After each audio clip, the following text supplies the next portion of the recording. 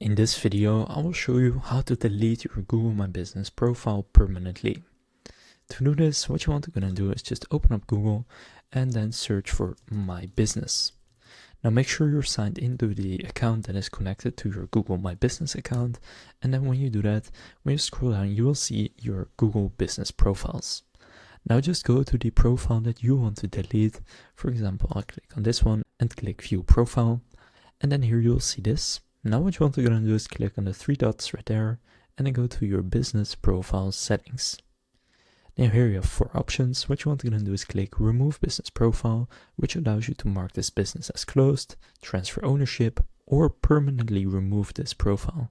So go and click on that option, and then here you can either stop managing this profile or remove the profile content and managers. So I'm just going to do this one, which allows you to permanently remove all content.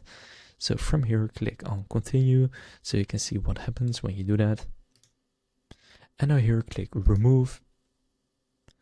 And now your profile content and managers have been removed, and you have now deleted that profile. As you can see, it now also no longer shows up. So that's how you can delete your Google My Business profile permanently. If this video was helpful, please consider leaving a like and subscribing to my channel. With that being said, I will see you in the next video.